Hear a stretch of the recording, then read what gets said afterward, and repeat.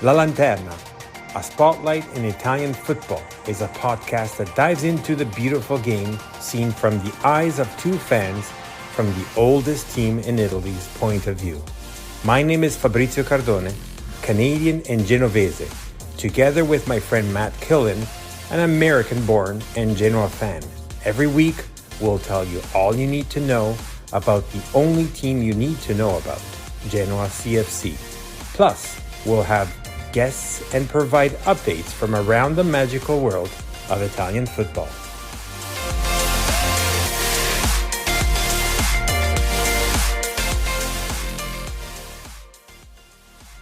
Benvenuti to La Lanterna podcast. This is Fabrizio with my best friend. Hey, Fabry, it's Matt. How are you? Matt, it's not that great, is it? It's, I guess, the first loss under Alberto Gilardino, the violinist. In Serie B. Yes, that's right. Of course, we don't really count the Coppa Italia because we're going up against Roma. But yeah, first defeat. We're kind of reacting to this one fairly raw. We usually record a few days later. Right now, it's the evening of the 5th, our time. Genoa, of course, unfortunately, have lost 2-0 to Parma. Tough one. I mean, Fabry, when you saw the lineup at the beginning, I think a lot of people were somewhat encouraged. We had our attacking players back in the lineup after, kind of a little bit more of a listless performance against Pisa. Some might say it was our best 11. I don't know. I mean, what did you think about our prospects going into this one?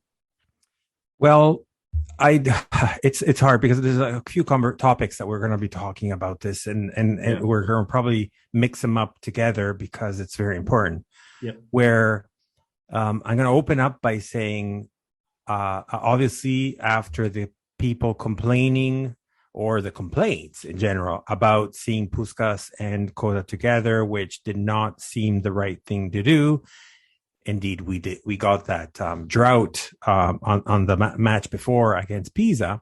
People were a little bit happier to see going back to, I guess, something already seen before when you have Gudmundsson and Aramo himself and whatnot. But having said this, I don't know what type of module what module did you see with this team? It's kind of hard to describe. I mean, I actually think that Gilardino's kind of formations have been somewhat flexible / fluid, however you want to call it. The official Genoa app thought it was a 3-5-2. I think maybe a lot of people would explain it similarly. And that was something I thought there was an interesting kind of comment from Daniele when we were reacting to the formation as well. Because, you have Maturo coming in. I suppose it sounds like Bami was hurt. Is that correct?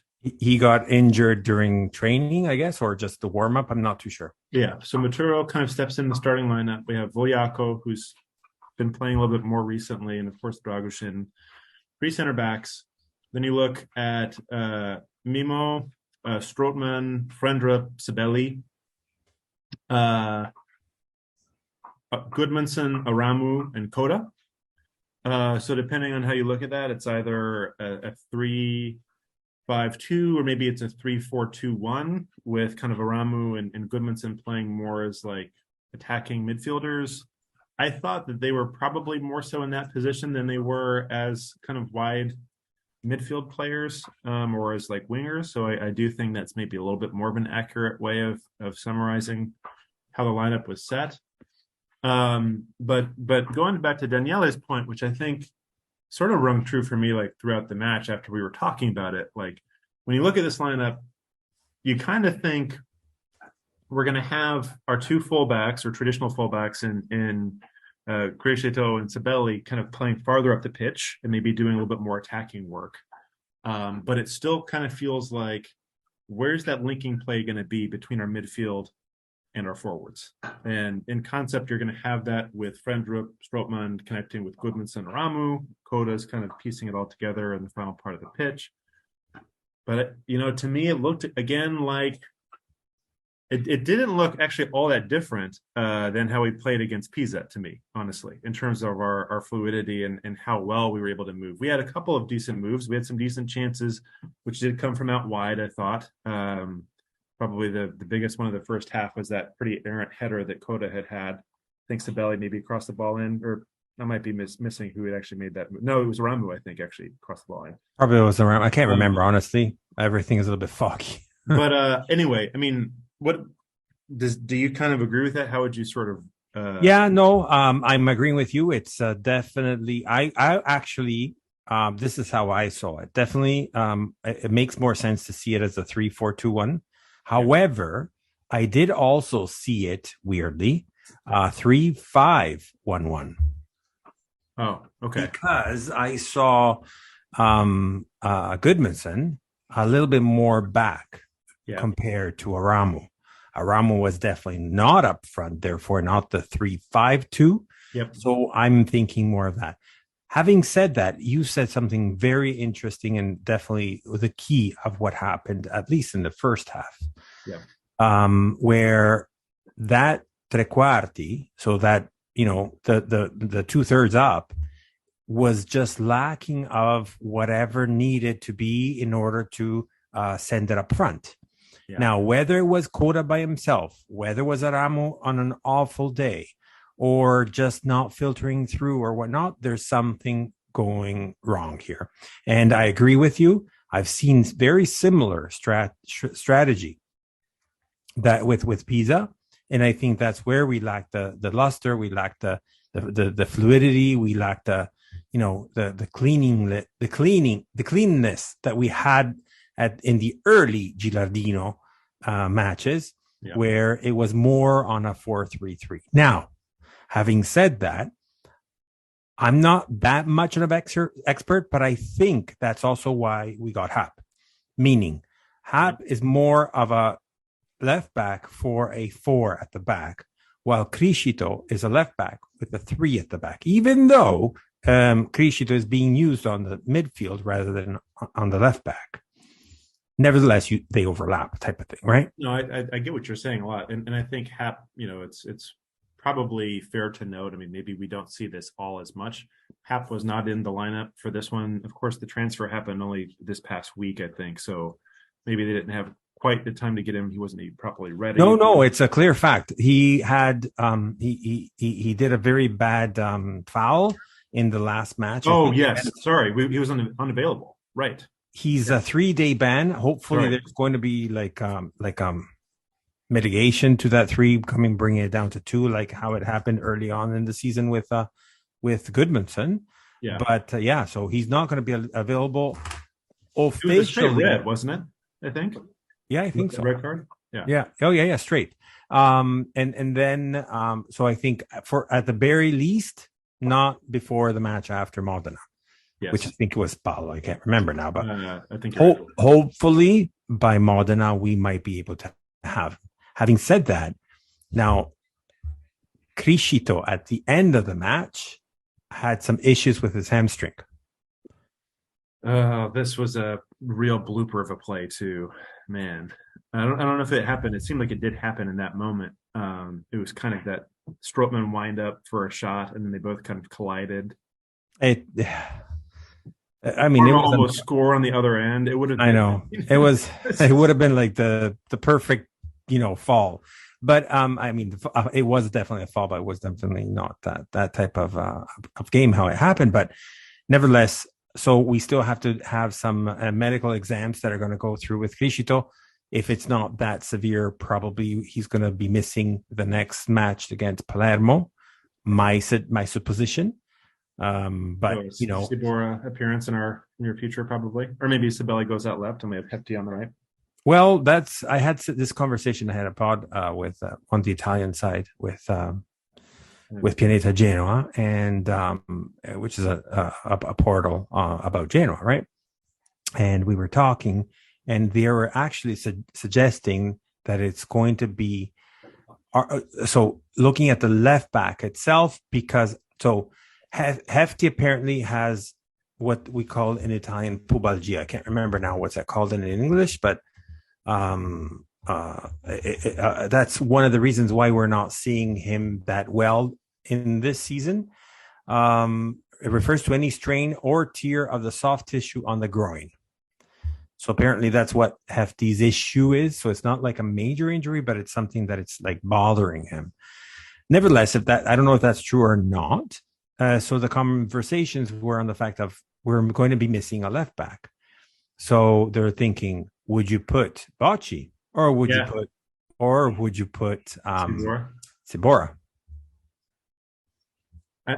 Well, I mean, for me, I don't know. I would love to see Bocci get more playing time. I was excited to see him on the team sheet for today. I still kind of, I mean, I know Chibora isn't really like maybe a light the world on fire type of a player. I think he's fine. You know, I'm not as much on the anti with him. I definitely would probably prefer, of course, to have Crescito or Payac when he's healthy in that role, or you know, Haps when we get him back from the ban. But I also think he's a professional. He's seen Serie A time.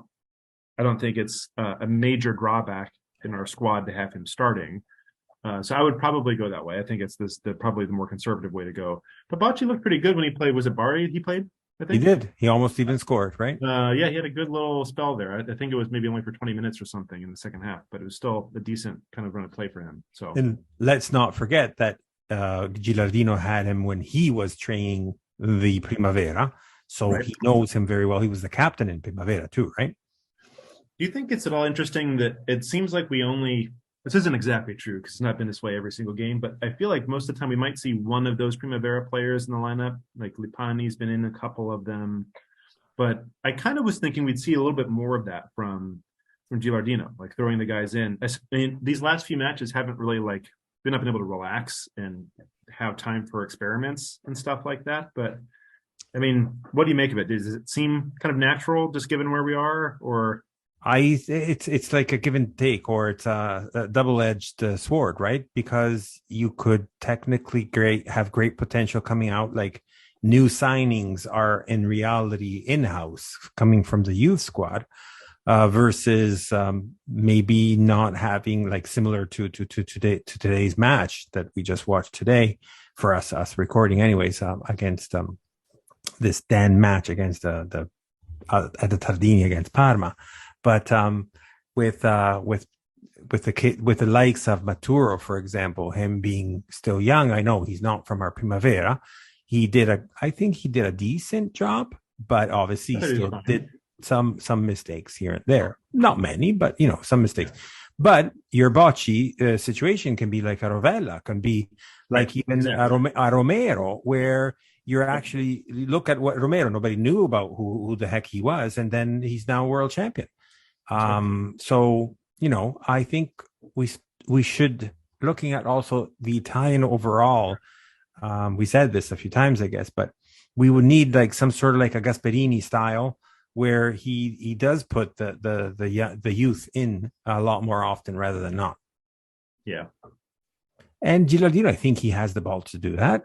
He hasn't, has he, to your point, has he done it that much? Maybe not enough. Have we had the relaxation in order to do that? Sometimes you don't need that relaxation because who is the player that is more hungry rather than the other ones? Maybe the youth ones are the ones that are actually playing more for the ball rather than just being prima donnas out there. Well, that's totally true. I mean, it's possible to get a result with the youth player in the squad. It's not like we're just going to a unfavored cup match or something and letting the guys run around for 90 minutes. Like there's a real application for it. But anyway, I mean, no, I mean this match against Parma it's a frustrating one, like you mentioned. Like it feels to me a little bit it's hard to kind of string these things together because I do think the tactics have been slightly different among the last three matches, but it does for me feel a little bit like Gilardino's kind of going through a little bit of a tough spell right now. I think we have to say that that's part of what's happening. It doesn't seem like our players are really clicking and finding that right groove. The thing that's frustrating for me is like it seems it actually was spot on that you said Goodmanson kind of was playing almost more like a central midfield position half the time. He was coming back in and He was making runs and stuff like that too, but it did seem like he was dropping more back than normal. I wonder how his average position was in this game. But it to me, what I remember a lot from it is, how many times do we have guys on either the left side or the right side, and they're just kind of going nowhere. Like we have like these kind of miniature combinations with Sabelli and Ramu or Criscito and Goodmanson or whoever we have on the left side. And it just felt like there was no way we could really push the ball anywhere. And we weren't breaking the defense down. Strootman and Frendrup are, enterprising, but not really part of the build-up play. Coda actually came back in once and made a really nice through ball pass that was ultimately intercepted. And beyond Aramu's first 10 minutes, which I thought he looked pretty lively and almost had that pass that found Goodmanson. We didn't see a whole lot from him. So it's one of those things. It's kind of like, is it the formation? I kind of go back to some folks. Even Hans in our group chat is like, is this our best 11? Like, these are our more attacking forward guys. I'm not putting Hans on blast. I think a lot of people would agree with that in a way. We're starting with Coda. We're playing our most creative players in Goodmanson and Aramu. Obviously, we don't have Ekuban in the lineup right now. But you wonder, is it the players? Is it the formation? I think Gilardino is maybe having a little bit of a tough spell. And I do think, actually, like, we've kind of seen this match for 3 games in a row now. I really do. Like, Pisa, yeah. Pisa and Benevento, too. I mean, I guess we got the goal at the end. Yeah, you're right. Like, the goal at the beginning and at the end, too. So it's... Yeah. Benevento one, it was easier to get over that because we had more flurries of attacking play in the beginning. Like, the first 15, 20 minutes of that match, we were on it. And then we really weren't. And then we had kind of a miraculous play at the end of that game that gets us 3 points. But when you look at the last 3, we're all kind of doing the same thing, where we're having this more or less 3 at the back type of an approach, and we're maybe rotating people back in, and sometimes it's a back 4. There's slight different kind of constellations of players that are being used in each game. The one against Pisa, we had more like all 3 defensive midfield players. And so everyone's like, oh, well, clearly we don't have why we don't have attacking players there. But I think this match kind of shows you, like, this formation, it's hard for an attacking player to be involved in that type of a way of playing. And I'm sorry for everybody that is not agreeing with this comment, but I miss Badel. Even though he is slow, even though he can be lethargic and so on, he gives that central, type of combination. He's more defensive and whatnot, but he's the one that actually puts the pieces together for the midfield. That's my take. I guess he's old, sure. He makes mistakes. His passes are not as accurate as they used to be and so on, but anybody would lick their fingers to have Badel. I think let's take advantage of him in the minimum possible with saying, okay, can he withstand 90 minutes? Maybe no. Okay, so let's make it to happen for the first 50, 60 minutes. And then he would be probably one of those players that are going to be leaving with someone else, which is the next formation that is going to be created by Gilardino. Because if you really think about it, at the beginning of the second half, when we had Jagiello coming in for Maturo, I'm not too sure really what happened there with respect to the module itself. But the dynamics did change a little bit for the beginning. I mean, it's funny that you say that, because I honestly feel the same way, and I'm kind of embarrassed about it. Like, obviously, Jagiello is a midfield player. Maturo is a center back. So you think if that substitution's happening, we're going to have a completely new formation. And I don't remember seeing us look really that different at all in the second half. I mean, maybe they did have a different formation, but for me, it wasn't that clear. And the same problems were kind of there. We just didn't. Well, what I meant by saying that was, like, for the first 10, 15 minutes, I saw it a little bit better. I'm not saying it was like dynamically amazing.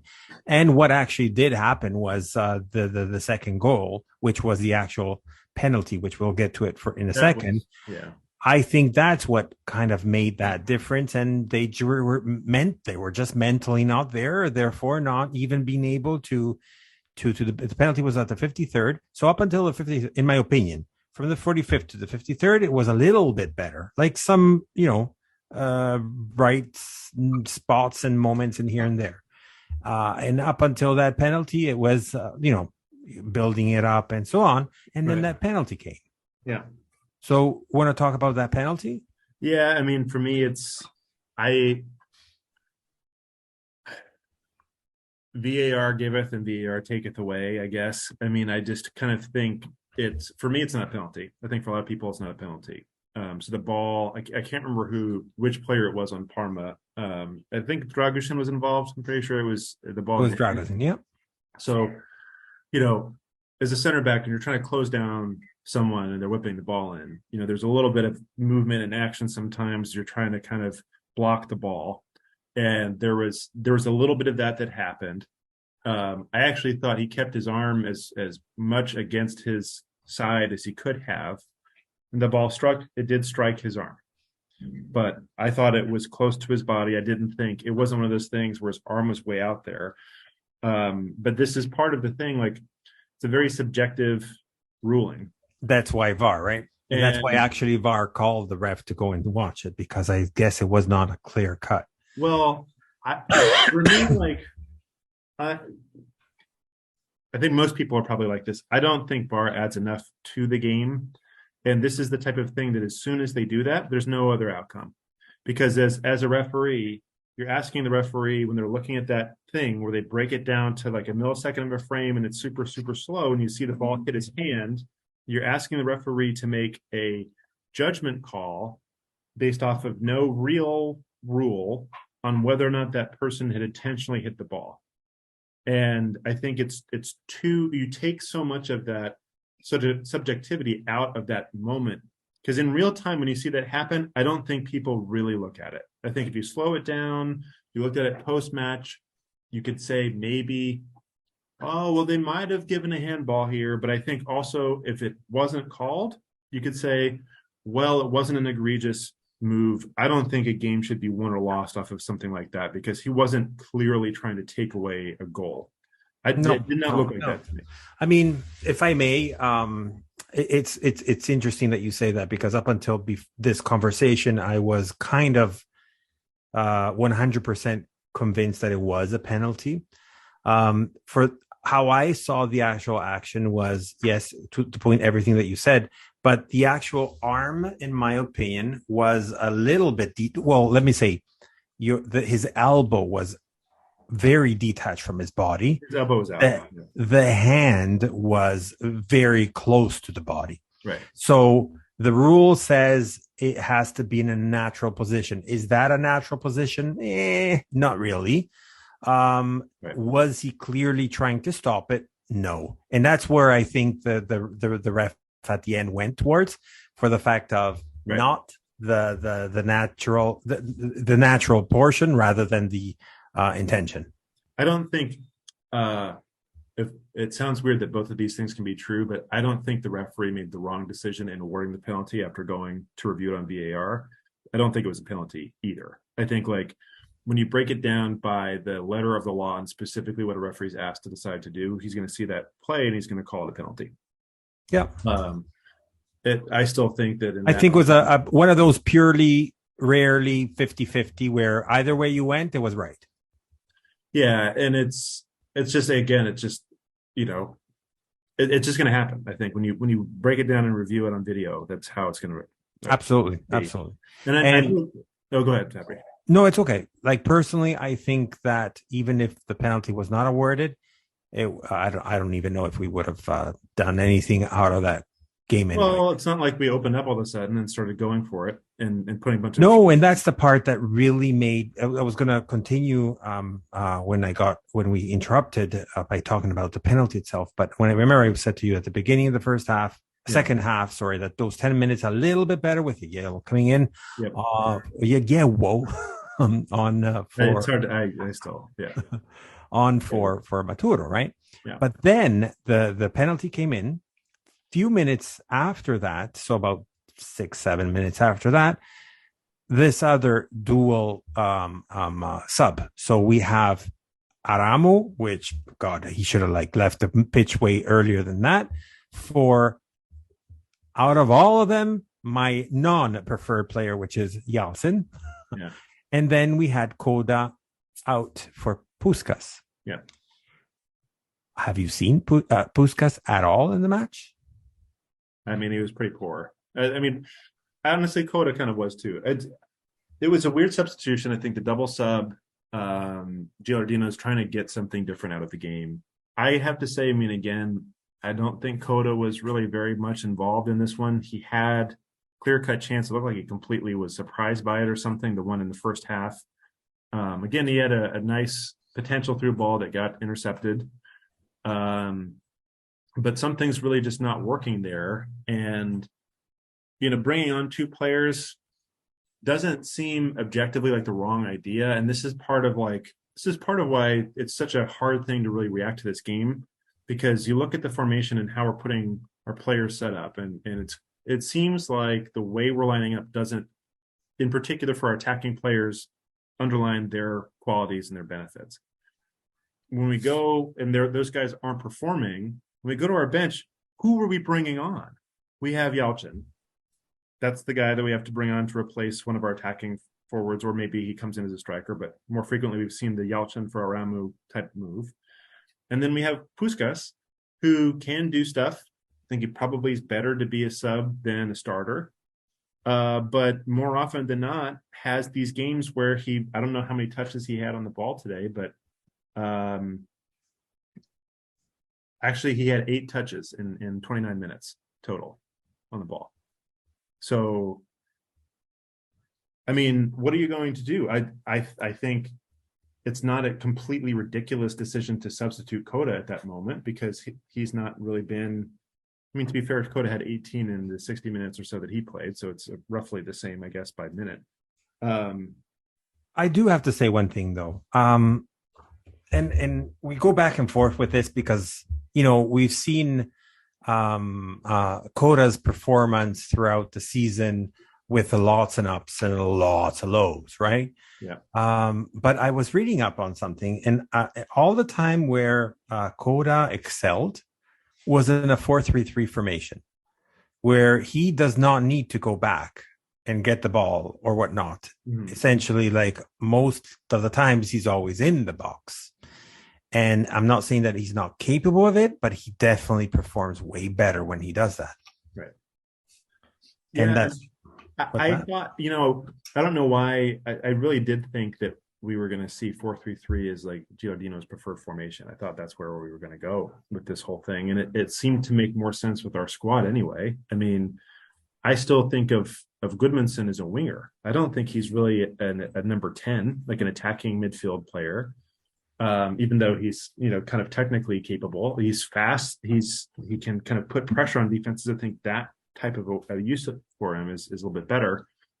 And it does feel like Coda, just in general, it just isn't kind of clicking. And when you look I recognize using stats in this way isn't really football. Okay. It's way too simple, but when you consider like the amount of touches our forwards had versus players like Voyako, who had 100 touches in this match, you're going to need to cycle the ball. Yes, you're going to need your defensive midfielders probably to get on. You're going to probably see generally the defensive midfielder has more touches than an attacking player because they're distributing and doing a lot of different things. But I mean, I don't know. Like, no. Wait. I'm with you with the stats. So don't undermine them to say that they are not important, because I think I remember at the beginning where I think it was Raffaello, where he was saying, we don't want the laptop coach. Well, yeah. Right. But this is not it. Right. That's so fair. The stats are important because it does give you a sense of direction. It does give you a sense of meaning and so on. So, and I'm going to put in right now a stat that you probably were ready to put it out soon or not. Yeah. When I end the match, mind you, let me just say, we've probably seen the best Parma. It seems like all the times it's with Genoa, but nevertheless, it's just how it works, unfortunately. But this is probably the best Parma I've seen since the beginning of the season. So this is the Parma that everybody was, in my opinion, this was the Parma that everybody was expecting and fearing of when they were calling it one of the top 3 teams among Cagliari, Parma, and Genoa. The 2/3 up, it was amazing today. So Parma's the two wingers, they're Perfect. By the way, Perfect. they lost one of their starting players who I actually rate fairly well, Mihaila, in like the first 15 minutes of the match. That was my wow message to you, because like, oh my God, this guy's already out. And they still did. I mean, obviously Vasquez is their best player, but they still did really, really well. Well, look at also Pisa, right? Once they lost that player, we thought it was going to go downhill, which a little bit it did, but it made them also organize way better. Yeah. So is it that they as in royal they, meaning all of them, or for now anyways, have realized how Gilardino is doing his modules and his tactics and whatnot? Or is it just that everybody really puts their best team and whatnot? And having said that, sorry, I didn't finish the last most important part, which was besides the fact of seeing a super incredible, as we saw one of the best pizzas, I saw probably the best Parma ever in this season. Anyways, Buffon did not touch one ball, which means there was not even one shot on goal. And that part, I'm repeating it like almost like it's a retard here, but I hated that because that meant we're not going to win anything with this. It reminded me of the olden days where everybody was complaining about Blessing, where, oh, we're not shooting, we're best defense ever, but we're not shooting on goal. No, I mean, exactly. 5 shots to 12, 7 shots on target from Parma to 0 on Genoa. To 0, not even 1, 0. 0 big even chances one would have been created ridiculous in the entire match. We had, we dominated the possession part of it, but that's not really, we just never really had that moment where we had. Who cares about the possession? Doesn't matter. It's just more passes, whatever. Like we had the ball in their opposition half fairly often, but we just really had no way of going anywhere. And again, it's like what we were talking about before. We can get past the midfield, but guess what? We are going to the sideline every single time, and our guys don't have that way. And I think as Genoa fans, that the only PSA for this, it's a frustrating match again. I think there's a lot of stuff that deserves, as a fan, you're allowed to be angry about. I think some people are kind of dealing with this dual thing. Do we just not have the right players? Is the formation not right? Is Gilardino maybe not as good as we thought? I think all those things are not like crazy things to think about, but also this is the first time he's really been in this position here in Serie B. We're probably going to have a couple of blips. This was a blip. This is not good. We need to see a reaction from him. We need to see something that changes. And I think, honestly, he's capable of doing that. Well, in the press conference, I was at least appeased on what he said. He did say the first half is on him, meaning it's his fault. Yeah. So the formation, the lineup, the starting 11, whatever that might have meant, he said it's on him. He did say my regret is not having been able to get to the mind, to the brains of the players. So I guess what he was trying to say with that is like he tried to pump them, but he didn't get any response, he said. On the second half, he did see some improvement, and that's most likely also based on the fact of those changes that he has done. I'll have a minute of conversation also after to talk quickly about Salcedo's debut, but overall, he was very disappointed. He was very apologetic for obviously, but he did take one for the team by saying it was his fault, especially for the first half. What do you have to say by listening and hearing that? I mean, it's the type of thing you kind of want a manager to say when something goes wrong. You don't want to see the deflection or, oh, no, this was our way, and we just were unlucky, and the referees or whatever. Like, I think it's much better to hear stuff along those lines. And again, like, look, as a manager, you're going to see moments where you don't get a result. It's going to happen. We're not going to win every match. We happen to play against one of the, as you mentioned before, one of the preseason favorites. We shouldn't always be writing off excuses. We did the same thing last match against Pisa, right? Like, oh, it was a 0-0 draw, but in the end, it's a decent Pisa side, and they were sitting back and playing defensive. And you can Oh ration. no, very different though. You're right. Sorry, I just wanted to quickly add on that one. Yes, for the pizza this time around, no, it was big, great merit on their side and big demerit on our side, which No, was yeah, no, quite different compared to pizza. no, that's fair. It's a different way of looking at the team. I still think for me, it's actually, maybe I'm oversimplifying it. I don't look at it as differently because I think that the massive problems that we had in this match, Pisa kind of felt more like they were digging their heels in and they were industrious and good on them. I still kind of think that it was the same problems that plagued us in this match against Parma. Like we just couldn't really find a way for our players to get involved with one another. And again, like, look, what we're going to look to see, we have a fairly short match week now. We're playing Palermo, at least now it's at home, this coming Friday. I think we need to see a different formation is really what I would expect. If we go back out with a 3-5-2 or 3-4-2-1, I'm going to be a little bit concerned because we're just not really getting the best out of most of our forward kind of players. And that's the biggest reason why, this has been what it is. There is no way we should have not been able to create a single chance on these guys. It's not like Parma's defense has been rock solid all year long. They've let in some, the game we played, it was, they got like, I actually got a message from our guest that was supposed to come and then he couldn't come in, but we didn't mention that. But nevertheless, it was Gino from the first round, and he says, a tough loss today, Bello. Parma's bipolar performance continues. Yeah, well, right. You see either side of them. Look, obviously they're a very good team. It's not like this team is not capable, or they don't have talent themselves.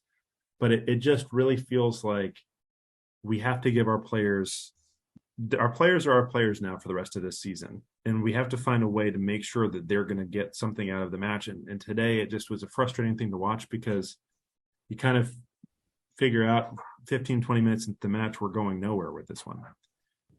So, it's going to be a learning experience. We got to write it off. It's over and we move on. But, the good news, at least, we didn't actually lose ground, at least with regards to our position in the table overall. But Frosinone did end up winning in Serie B. So here is I mentioned to you before about Gino. Here is an audio on his commentary from today's match against Parma. What a game yesterday. Parma's inconsistency is an ongoing talking point, but for us Parma fans, we were thrilled with the result against Genoa, who's having a great season so far. Our young star, Bernabe, and our old star, Vasquez, played really important roles in this game yesterday. And with our newest wing addition, Zanimacchia, I would say Stadio Tardini was, the Tifosi were buzzing. It was just a beautiful moment. And all culminated a clean sheet from Gigi with some really passionate post-game words in the press conference after the game. Hopefully that'll all lead to a little bit more consistency in our performances going forward. This win is really big for Parma. It brings us back into the promotion playoff with an incredibly important game against Renana, who are currently tied with us on points. Looking forward to a big push here as we go forward and hopefully more consistency, like I mentioned. On a personal level, this game was tough because it was tough to see Domenico Crescito back with Genoa after apparently retiring from Toronto FC here, my local team here in Toronto. And also Alberto Gerardino, who obviously I idolized during his time in Parma. Like, he was such a massive legend for the club, but happy that he's still in the league and still close to a good club like Genoa. All the best, Forza Parma. And of course, on the days they're not playing Parma, Forza Genoa as well. Ciao. So this was his thoughts, and going back to what you were saying, I don't know. I'm just like a little bit down, a little bit frustrated, a little bit angry. It's like, okay, what I'm about to say is something that I don't want to be saying, such as, thank God Regina lost. So we're still second. Yeah. We're still 1 point up, but I don't want to think that way because that's always what we had to think about when we were, at least in the last 3-4 years of Serie A. where we were looking ahead of us, whoever's above us and whoever's below us, to see what others are doing. Well, I do want to say that. What do you want to actually? What shall we continue to say about Frosinone? Well, I mean, Frosinone at this point are running away with it. I think at the, it's maybe a sobering thing to say, and it's maybe something that goes counter to kind of how we've been talking about the league. But at this point, they're 11 points clear. They've won at least their last 5 in a row. They have Cittadella next, which is hopefully we'll see our friends at Cittadella get something out of it. But I'm hoping they're getting a little bit of a better run, so I'm hoping that they're going to be, the first streak, I guess, of teams that are going to put because I didn't see their last match against, I can't remember now, Como was it? And I continue to hear they're not playing these great games, but they still had that one chance that they're only winning like by 1-0 usually, anyways. I didn't see it either. I mean, I guess there's not much. There's not much we can say when they continue to keep it putting together, though. I mean, 5 wins on the spin. They haven't lost since we beat them. 11 points. It almost looks like Serie A again with Napoli ahead of the group and whatnot. And you're like, okay, it's done. I mean, I think that's kind of probably the answer. I mean, if you look at their next several matches, they have, I think it's going to be relatively challenging for them. Cittadella, hopefully, again, like you said, they maybe kind of rediscover some of that early season form that they had. Next, Palermo, Parma, Spal maybe. Also, Palermo has us first, and then and Frosinone right after. Yes. Yeah. Interesting. So it is interesting, and it'll be interesting to see that happen. They had Regina. Yeah. Which they won. And so which brings them 6 points to us and in the playoff spot, Palermo, which were 2 days ago, relatively speaking, the 2 days, they were in the relegation area. It's unbelievable. I mean, it's crazy to see how they are. And I think really from a Genoa perspective, like obviously it's going to be an interesting and challenging match this weekend. But you look top to bottom at the table. So, with the loss, because they did beat Regina, as you mentioned, we're still a point clear in second place. I really do believe this should be, at this point, like, yeah, sure, it'd be great to have the Serie B champions thing, but we want to make sure we get that promotion, and automatic promotion, I think. At this point, I have to agree with you, even though I did, in my heart, want at least to come back up to say, okay, sure, we got relegated, guys, but we came back winning the championship, and just to say we're back, baby. But I don't know. A lot of people find the Mugugno, find people getting demotivated, find nervousness, find negativity, and so on. And they're saying a lot of people are actually, not a lot. Some I've mentioned, I don't even know if we're going to mark that second spot. I want to still believe that. But at the end, to your point, as it stands today, there's only one spot left. That's what I think. And honestly, we could do a whole other episode about this. We'll save it maybe for another time. But I think there's something, not necessarily to the Mugugno, but kind of in terms of like where we are as a team right now. And it has me a little bit worried. I know we've talked about it. I don't want to count my chickens before they hatch, to use an American phrase. But the thing that's troubling with Genoa's form, which, by the way, again, we're saying Genoa's form, we've still won 1-3 and drawn 1 of our last 5. Okay, we've dropped. We gained 7 points from Regina. Yes, we gained 7 points. We dropped 5 of our last 5 matches on the whole. That's really not a bad return. All right, but I think it's a little bit hard when you look and think about the progress of the club as a whole, because it does feel like there's some real parts of how this team kind of plays that just are not working as expected. And we kind of need Gilardino to do some miracle work. I think he did that when he first came in. Again, on the whole, it's not a terrible run of form for us. And we just need a really big win against Palermo. But when you look at the rest of the table, Again, of course, Regina right below us. Südtirol only 2 points back after getting another win this past weekend, and just continuing that amazing run that they have to see them in fourth against Pisa at Pisa, guys. Mm-hmm. At Pisa, 1-0. And it's amazing how far Pisa have dropped too. But you look, I mean, honestly, this entire table is crazy because it's Regina, Südtirol, Bari on 36, Palermo on 34. How many of those teams were just promoted from Serie C last year? Correct. Mind you, it's particular type, but all three actually. All three of them. Südtirol, Bari, and Palermo. Yeah. 4th, 5th, and 6th spot. Yeah. Parma now up to 7th place on 33 points, so 7-point gap between Genoa and Parma, which I think honestly, after this match, I also feel fortunate about. Ternana level with Parma on 33 points, but just below with goal difference, so they sit on 8th. And then you've got Cagliari, Pisa, Modena, Cittadella, Ascoli, Perugia down at 14th. But wait, Cagliari, Pisa, Modena, 32-31 for the run.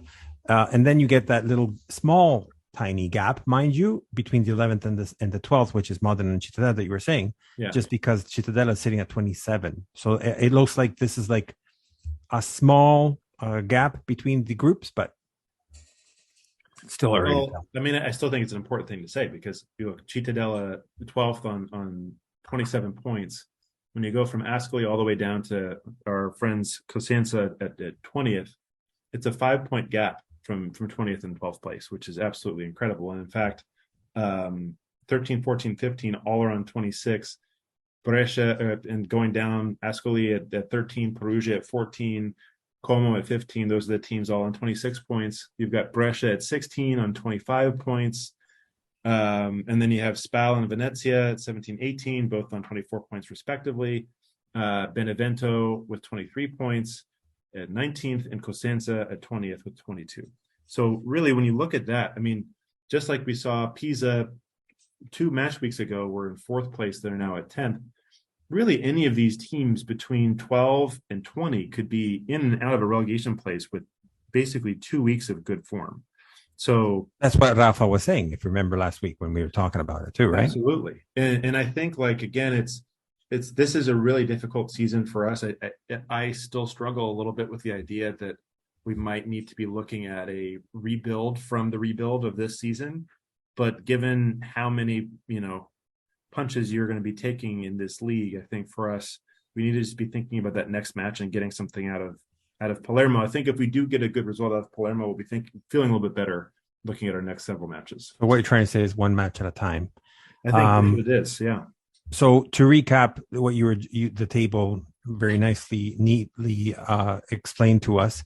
So that was match day 23. Just a quick recap of what happened. A few ones you did mention. Modena did win at home against Cagliari, which was unbelievable. This was the first loss for Ranieri, but nevertheless, it was absolutely 100% unexpected. Then 2-0 too.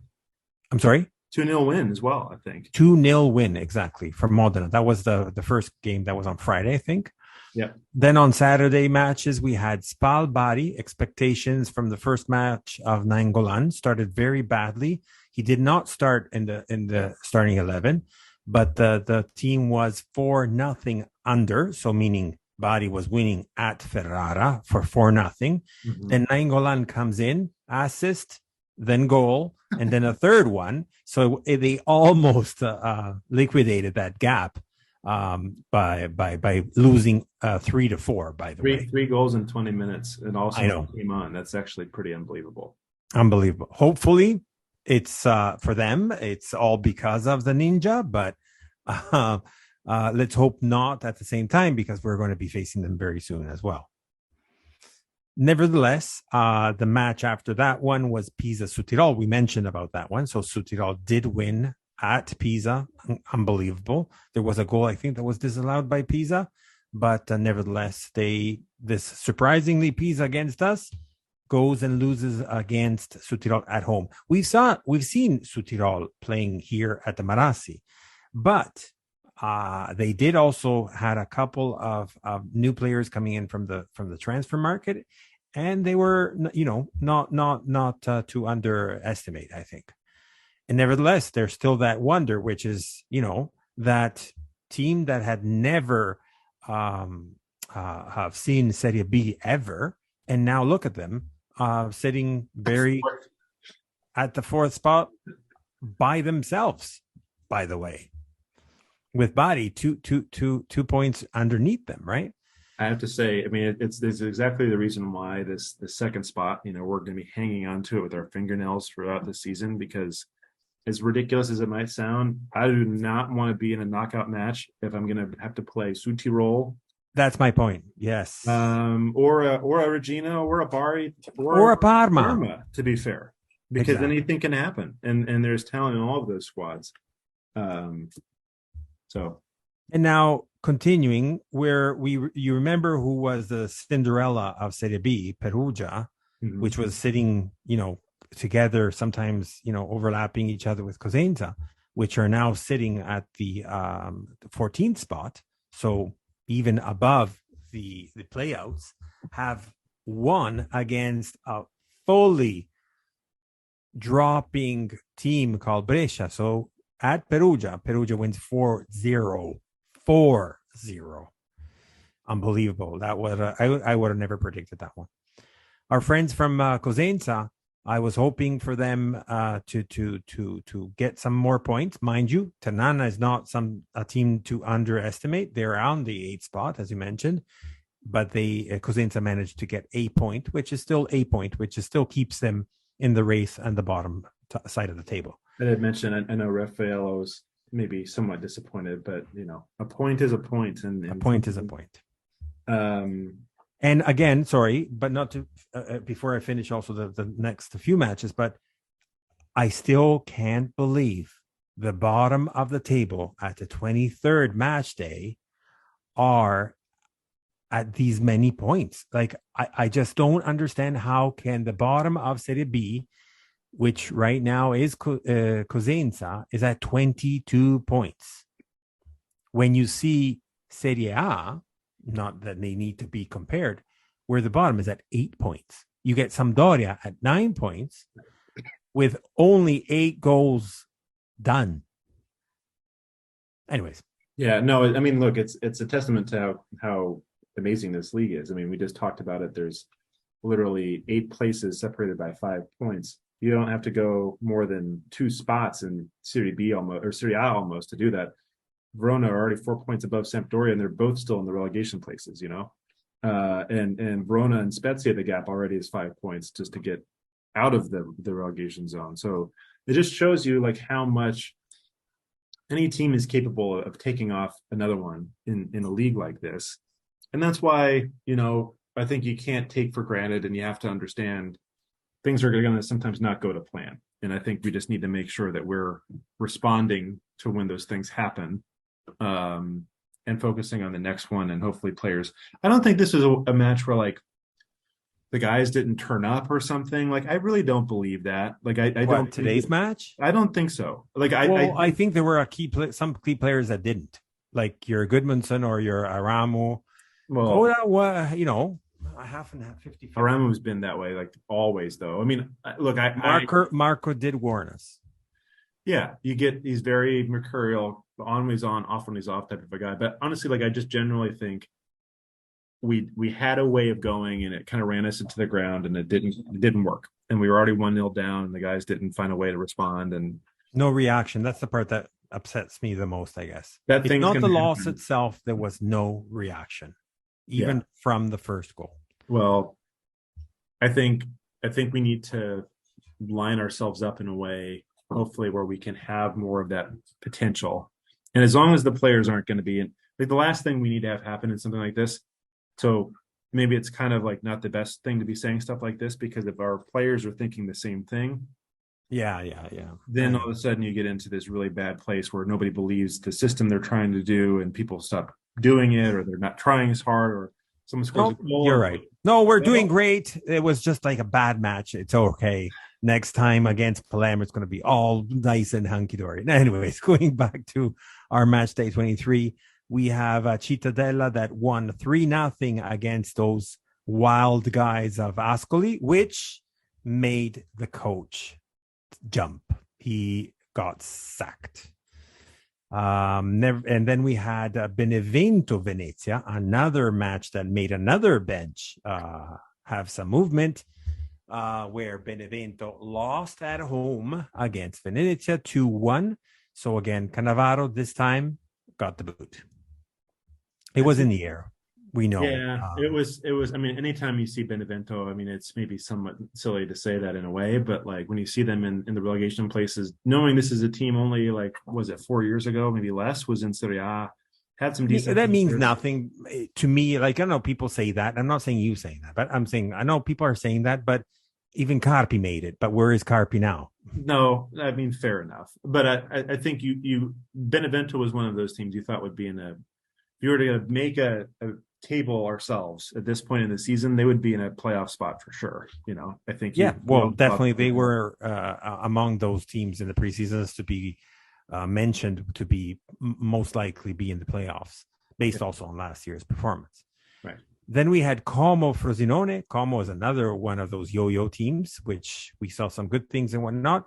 They had only one job. Once again, they did not have that. They did not go through and lost at home against Frosinone. A very dull Frosinone, by the way. Parma Genoa. We talked about that. That was a clean 2-0 for Parma. I think it was very well deserved by Parma and very badly played by Genoa.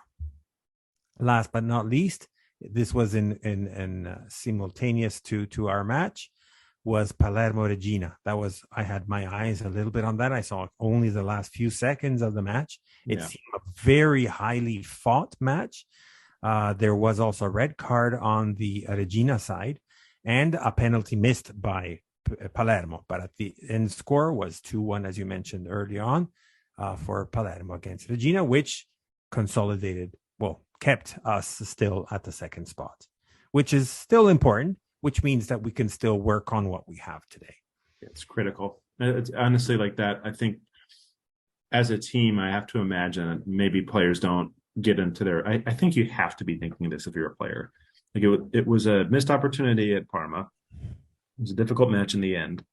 But on the whole, it's not cost us our spot in the table.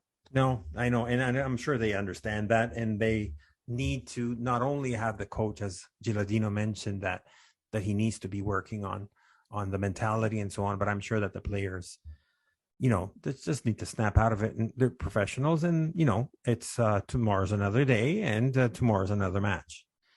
No, and not to forget that then that next match, which is match day 24, we will be the ones doing the kickstart on the match day 24 with Palermo, which we'll talk more a little bit with our guests coming up in the second half of the pod. But it'll be Genoa Palermo on Friday. Then on Saturday, we have Brescia Modena, Cagliari Benevento, and Frosinone Cittadella that you just mentioned before. This is the Saturday one, so there's a few. Then there's a Regina Pisa, which will be another one that I'm going to be expecting Pisa to pull out their teeth on that one. Yeah. Como, Südtirol Como. I don't know. I guess we already know how that's going to turn out. Venezia Spal. Can you imagine Südtirol leapfrogging Regina in the table? Third place. That would be quite something. I mean, at the end, if you do end the season at third or on the 8th spot, it doesn't really matter because you're all going to go. Well, it does matter because the 3rd and the 4th spot will have the finals, while the 5th, 6th, 7th, and 8th go through the quarterfinals. Oh, that's right. Yeah, for the playoffs. And then, where was that? Oh yeah, Venezia Spal, which will be interesting again to see what Ninja does. Ascoli Perugia, with God knows they're talking about some names there, but I don't know if anything has been officialized yet.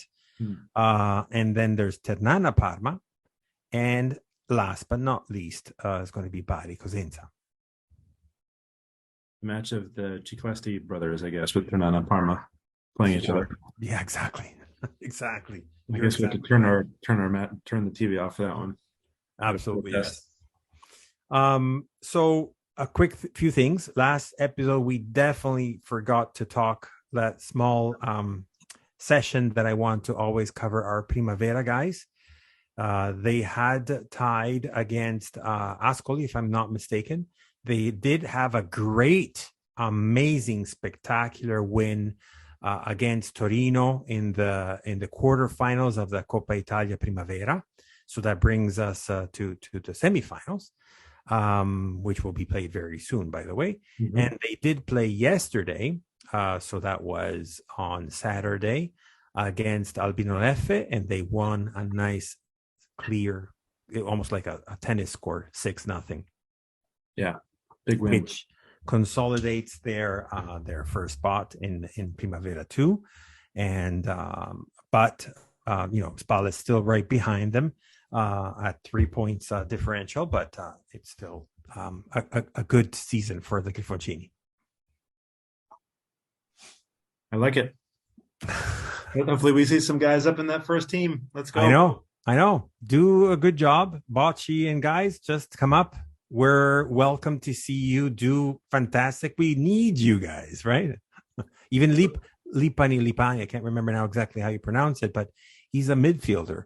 Maybe in those days where you get your Badels or your Strutman that are not doing well, maybe they can come in, for that 10 minutes at the last 10 minutes and whatnot. So this is a really silly question, maybe from a person who's not as close to some of the Primavera results. How much of the guys that we see in our first team are the younger players are actively involved in some of those score lines? Like, were we seeing a Bocci, a Lipani in some of the scores this past week? Do you know? Or is it really more those guys have been training with the first team now, so it's the younger players that are kind of getting those results for us with the... Well, one definitely, you heard that also a few times from Eddie, our guest from a couple episodes ago. That is, we're hoping to see him soon in the first team. I haven't seen him called up yet, but it's Di Benedetti. Mm-hmm. But yeah, like you get the usual faces sometimes with respects to the scoring line. But for example, on the 6-0, it was De Benedetti two goals. Lipani, which is the midfielder, he did the third score, and then these all the other 3 goals were in the second half, which was one from Borozunov. I don't know them well. Papadopoulos, and the last one from Alboscello. I did hear about the last one, but it's a good team. I do hear some of them, sometimes more rather than others. I still don't understand why there is no coverage for Primavera B, 2. There is barely anything for Primavera 1. Imagine for Primavera 2. Right. Oh, and one more thing, last but not least, is definitely not to forget that I don't remember now what was I think it was another 6-0 or 8-0 last week, but this week again, the female, the women for Genoa have won 2-0. So they, contrary to both the main team and the Primavera 2 for the boys that are fighting for the top side, there was a rough patch for the Grifoncine. So the female, the girls, which were, fighting for relegation, and they did a lot of a clean sweep for the January market, bringing a new coach, a new sports director, and so on.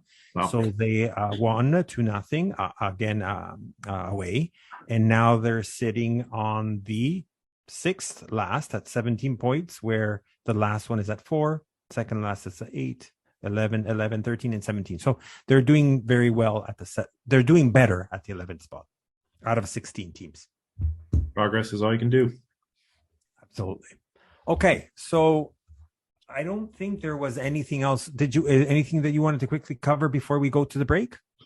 No, I don't think so. I think our last pod, we had a chance to talk about some of the transfer signings that happened before the window had fully shut. So obviously that phase is done and the team is set. And only one thing to that point, and thank you for bringing that up. I wanted to quickly just touch point with respects to Lasagna and Semper. Yeah. While I am happy that we are keeping Semper, even though he might not be super happy, though he did say that he's happy to still remain for Genoa and so on. Same for Tsibora, right? But at the same time, the reason why that deal didn't go through, it was not necessarily because Genoa didn't necessarily want that deal to happen because they were obviously happy to have Semper. But obviously, Semper's agent, which was the same of Lasagna was the one that was proposed over to Genoa. And at the end, it did not happen because after getting rid of a forward, Verona, they just did not have any other player at hand. So they didn't want to get rid of Lasagna. I personally don't think that we needed Lasagna. So personally, I think for that role, we're okay for that deal that didn't go through. Yeah, I mean, it would have been, I think, probably one of the more exciting signings in Serie B had it gone through. Even though Lasagna is getting up there a little bit in age now, I think people remember him playing for Udinese and a few other clubs. Obviously, most recently at Verona. I personally was very intrigued by the idea of us signing him. I know. It seems like there's kind of a little bit of a split amongst Genoa fans if you're a Semper person or you're a Martinez person. And personally, I'm more Martinez than Semper, although I rate Semper pretty well too. And by the way, in my opinion, Martinez was our MVP in this match today. Yeah, I mean, he did quite two very important. We had a little bit of a chat there, and in the chat with respects to the first goal, I don't think he did any mistake there. He did cover both sides, and the goal came from on the distant post, so there was nothing to do. You cannot leave the goal to go on the sideline, but nevertheless, he did also do two great saves. The first goal that was scored, I think it's just such a hard thing to react to as a keeper because the ball, I can't remember how we had lost it. I think like two players actually went to make a tackle at the same time, and both of them ultimately were unsuccessful. And so it kind of sprung Parma on the break. And the pass that was laid. Yeah, it was Dragozin that lost the duel. Mm-hmm. Then instead of racing behind him, then Maturo was the one that didn't miss the offside. And then basically they were all catching up with him. And it was almost at that point, it was a break. And it's, if there's enough of a pass where, he has a chance to go way off of his line and clear it out, okay, fine. But it was nowhere close to that. And so you've got a player kind of streaking down on the right-hand side. And yeah, absolutely. He can run all the way out there and try to neutralize that play. But then you got to pass right to the middle of the box that has a completely unguarded net if he's not successful. And you can't really. Imagine if this is my point why a goalie cannot do that. Imagine if he went out to the forward. The guy did one of those crosses.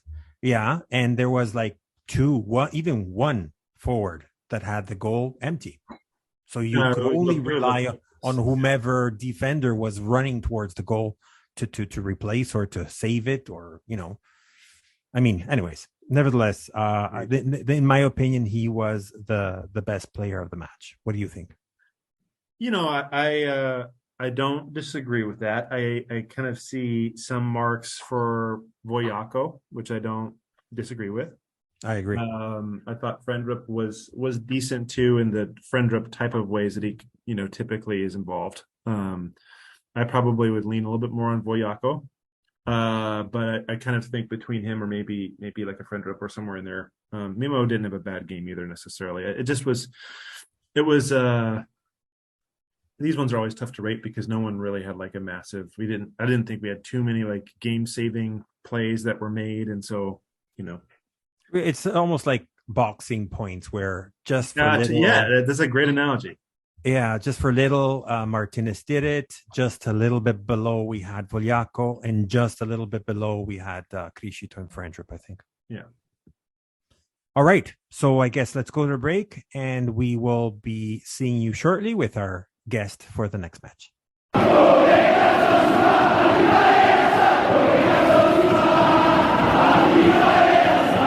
My name is Fabrizio Cardone, and I approve this message.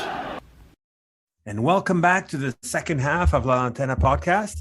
And as I promised and I mentioned to you before, we have a special guest with us, which, as if everybody's used to, that our special guests are usually Genoanis, or guests from the team, our opponents from the next match. So who are we playing next? Palermo. And what not if out of all we have Anthony all the way from the future? Well, future because he's 14 hours ahead of us.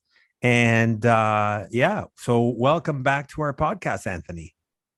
Thanks, Fabrizio. Thanks, Matt. Pleasure to be back on the podcast again. And yeah, let's talk some Palermo, Genoa.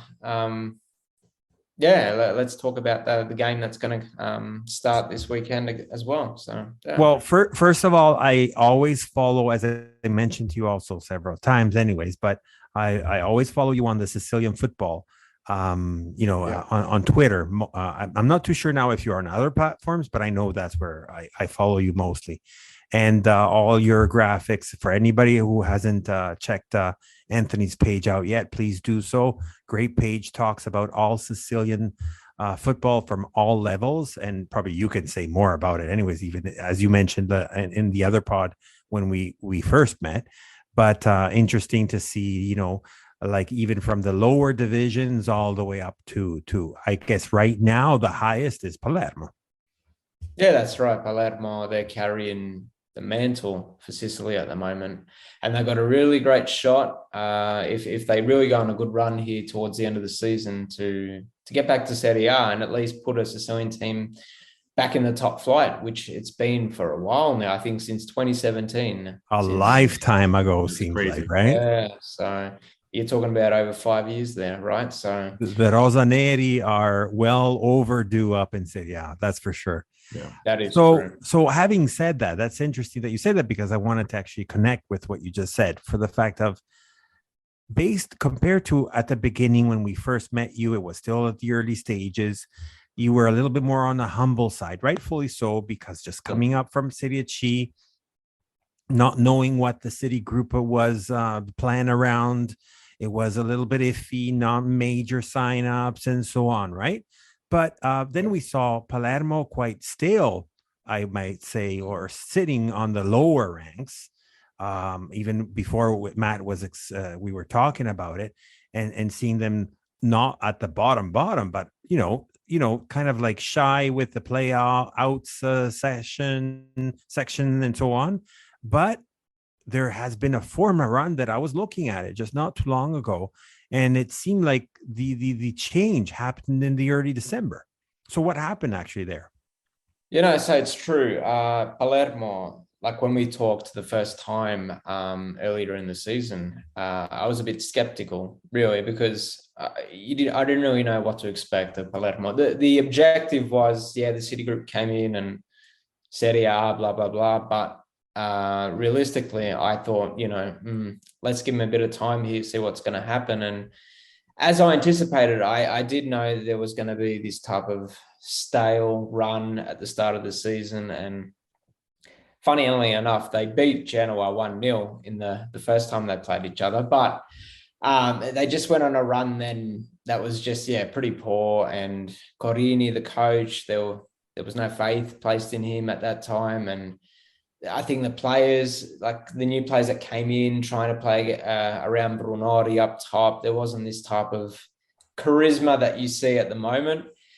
And I think it was roughly, like you said, in December is where it all picked up, I think, for Palermo from then on. Because if you look at it, their last defeat came in November, which was against Venezia. And as we see that Venezia, they're hanging around the relegation zone. And I think it's a combination of many things. I think number one is the signings they've made in this latest transfer window and over the break, adding players, I think, around Brunori, attackers and playmakers in the midfield. I think that's kind of made the difference. It's kind of relieved a bit of the pressure off Brunori. And I think, he's played with more freedom. He's scoring more goals, I think now, and just getting more assists as well. So I think, that's helped his service from that point. I think Corini, a bit of the pressure has been relieved off him as well. I think, he's getting the results that they need. And I think the fans are behind him. The Renzo Barbera is getting packed again, like we saw in the latter stages of last season in Serie C. I just think, yeah, it's starting to come good now for Palermo, which, you know, I at the start of the season, it was tough to see, but now things are getting a little bit more rosier for them. Yeah, I think it's going to be, obviously it's a match that we're going in. It's going to be a difficult one again. I mean, this has been, when we were looking at the calendar or the fixture list not that long ago, you know, this run, you know, we're Pisa, Parma, Palermo back to back to back. Those are three really difficult matches for us. And obviously we lost the first match. We didn't look our best in that moment, but the form that the team's been on has been fantastic. And we know certainly about Brunori, and it's good to hear you kind of mention a little bit too some of the other players around him. I mean, is there, aside from Brunori, is there a particular X factor guy or player you think could make the difference for Palermo in this match? Because it seems like you guys, it may be more of an open game perhaps than what we've been used to recently. What would you say? Yeah, I think if we're talking about, if you're looking for another X factor, I think off the bench, Soleri is a really good impact off the bench. If we're talking about players on the pitch, I think Di Mariano, the other Palermitano that just was signed earlier in the season, I think he's a really another good attacker, that he has that type of technicality. He's got that experience in Serie B. He's been promoted with many Serie B teams to Serie A. I just think if we're talking about other players in the midfield, well, let me think. I just pop out the formation. Usually there's, let me have a look here. So what about Damiani? I think you could say Damiani, but I think we have to talk about Valente, who has been there, I think, from the journey since Serie C. He's like one of those, you know, hardworking midfielders as well, but also knows how to, I think, provide a lot of technicality on the type of the width on the wings. I think there's Jacopo Segre, another one who, you know, has been a recent signing and he's proved to be vital for him. I mean, there's other midfielders like, see, Palermo, they usually play with 5 midfielders, 3 kind of in the midfield in the center. Yeah, I think that's right. 2 You're wingers, right. you know, but it's like what, a 3-5-2 type of yeah, formation? kind of like a 3-5-2 that they kind of, and it kind of fluctuates with the wings, you know, playing 3 defenders as well. But I just think it is going to be an open game, but I still think Brunori is going to be the X factor in this game. Number one, because he is a hassle for many defenders in this league. We just saw against Regina that, you know, he was a headache for that team. And Regina have been a good team this season. Absolutely. So for him to provide many headaches for their defenders, he won a penalty. He's just so lethal in front of the door that, whenever Brunori gets the ball in the 18-yard box, you know something's going to happen. For Genoa, go ahead. No, it's okay. I wanted to add, like, if I look at the last few matches, actually, just only the last 3, it's just unbelievable, the form. At home, Palermo wins against Bari. Then at Ascoli, probably one of the most, you know, difficult. It's a tough place to go. Yeah, very tricky. Yeah. And you guys win 2-1. Then yesterday, or today for us, basically the 2-1 against Regina, which was like unexpected, just not up until not too long ago. So what I'm trying to say is, like, out of these 3 matches, all super important. Then after these, you have Genoa, Palermo, then you have Palermo, Frosinone, and even super surprise, which we've been saying it for every episode now, right, Matt? About the Südtirol wonder. So, like, you're going to have a tough spell for the next 4 matches. Of course. And that's why it's important Palermo's been on this run, not only to maximize those points, but to start the month of February with a win over Regina it's pretty huge. Could have been 3-1 had they converted their penalty. I think it was Tardini who took the penalty, the new signing. Pretty poor penalty. Had it been Brunori, it could have been 3-1. But Wow. yeah, I think it's going to be a pretty important game against Genoa. Number one, I think Palermo, they got such a great record at home at the Renzo Barbera. Had earlier in the season, they were kind of hot and cold with their away form. I think now in recent weeks and in 2023, yeah, from away from home, they've been pretty good.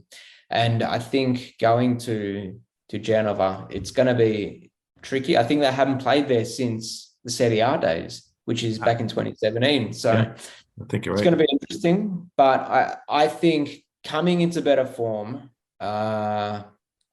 That's quite interesting because you're coming from a great form. Genoa is coming from a little bit of a hoops type of moment, right, Matt? Well, I think that you've had 3 wins, and then you've had a draw against Pisa, wasn't it? Yeah. And now the 2-0 loss to Parma. Well, going to Parma, it's always hard anyway. But yeah, like you were saying, Fabrizio, it's your form. So no, it's we were talking about it in the first half where even though we do come from a good form in a way, if you look at the last 5 matches, for example, so this is the first loss in a long time. But at the same time, like we saw a little bit of like dark shades, let's say with the Pisa match, even though Pisa was an amazing opponent. Even the match before that, even though it was a win against Benevento, we saw a little bit of hiccups and only a last second actually goal gave us those 3 points. So we're in a little bit of a tough moment right now, at least psychologically, I would say. Not everybody is too happy from the January market. There was some good aspects of certain players that were taken, but the midfield, for example, from our side is a little bit on the question mark that a lot of people are actually saying. But what I want, all this bumble jumble that I wanted to say was essentially the fact of you coming from a great form. We would consider it a little bit on the lower side. However, there is some sort of a revenge, not only for Genoa to try to catch up and make a little bit of better making points, because anyone knows that right now in Serie B, as in always been, you need to continue to march on those points if you want to get to your results.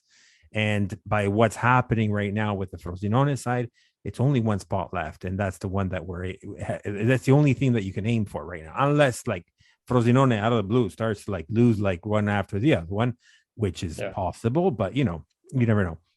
And having said that, and then there's this revenge side, because I do remember that match very well. I think Genoa did play a very good match, but we ended up losing. It was our first loss, mind you, but we came out with that sense of, damn, that's not fair. At least at 1 point we deserve it. So I don't know. How do you think that's going to make that, the match on Friday against the two teams?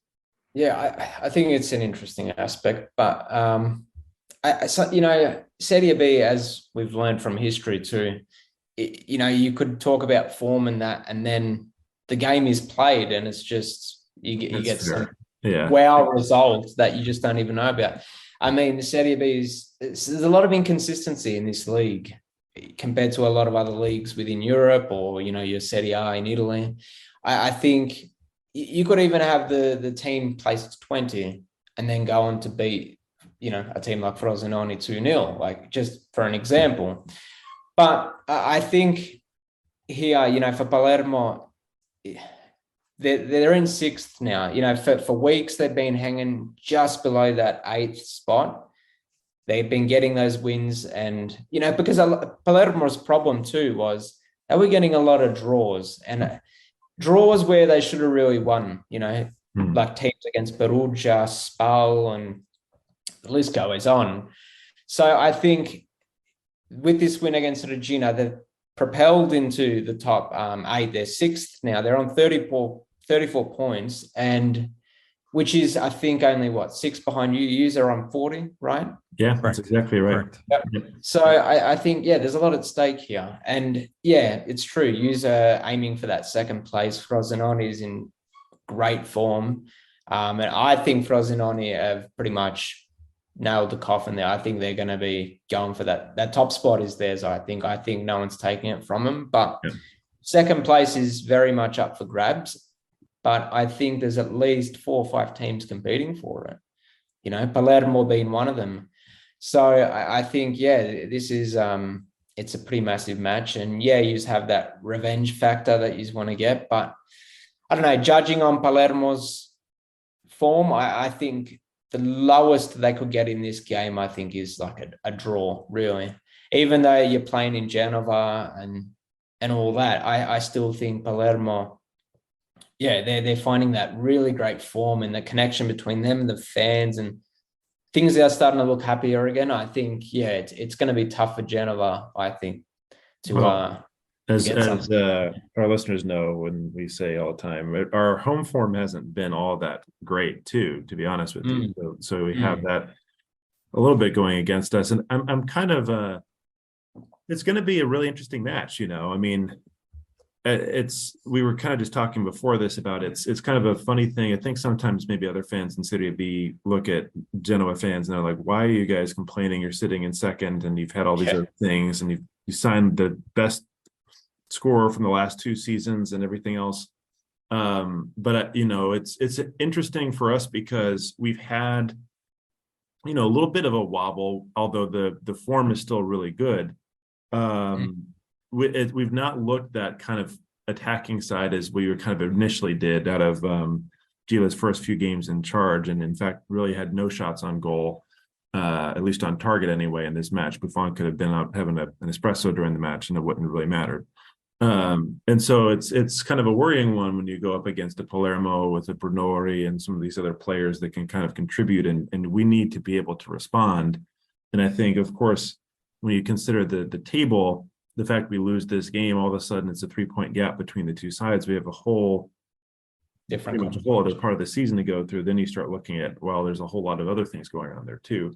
But I think it's going to be it's interesting hearing that Palermo have been playing a 3-5-2. I think most recently this has been Gila's seemingly preferred form, and it sounds maybe similar to how Palermo have been playing, where it's a little bit flexible, where sometimes there'll be another player that'll drop back in and it'll kind of switch quickly to a back 4 or something, and it'll maybe rotate around. It's a little bit of players kind of moving around depending on where the ball is.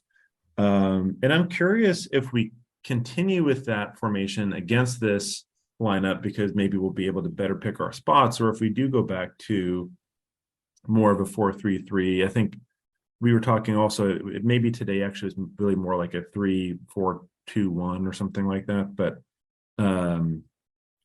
I don't know. This match is going to be a really kind of tactical question mark too, I think, with how we're going to line up and yeah, we were talking about it just in the first half, Anthony, and essentially I looked that up actually, and to Matt's point, in the last 2 matches seems that we're fluctuating towards the 3-5-2 as well, or a dirty 3-5-2 such as 3-4-1-2 or some, you know, some, or 3-5-1-1, you know, whatever that might look like. Right. Nevertheless, when I was reading up on it, it seems, and I'm more looking at Matt with what I'm about to say, that the best formation to counter a 3-5-2 is actually a 4-2-3-1. Yeah, I mean, I think it would be. I'd be really curious if we ended up going with something like this. And I know this was kind of more of was this one of Blessing's like favorites? I can't remember. It was. This is we were always bemoaning about. But I was like mumbling. I can't remember the numbers, but yeah, that's the one. I mean, it could be though, because like you get a little bit of that kind of change of dynamism in certain parts of the pitch. And I don't know. I mean, the one thing about something like that is that it probably helps a little bit more organization with having our kind of central midfielders back in those holding positions. And, you know, maybe an Aramu is still a little bit less effective in like one of that 3 attacking midfield trio at the top, but it has to be better than what we saw today, I hope. I tell you what, if the key for you here, if you are able to nullify Runorin, then that's where you're going to have a great chance of winning it. I think, if you take him out of the equation, Palermo, half of the time they struggle without his service. It is. And It's kind of an incredible stat. I think Palermo have scored, I want to say they've scored 27 in the campaign, and 13 of them have been from Brunori. So just double check. Brunori has scored 13. He's level with Barty's Chedira, the Moroccan. I think they just changed it. I think it was Khedira just scored one above, and I think I can't remember now who is 13, who is 12, or it's 13. So they're both on 13. Khedira and Brunori both on 13. Yeah. So Palermo, they've scored 27 goals, and Brunori's scored 13 of them. So Palermo, look, they're not your highest scoring team as well. They don't win games by big margins. It's usually 1-0, 2-1. Very rare you'll even see them score 3 goals in a game as well.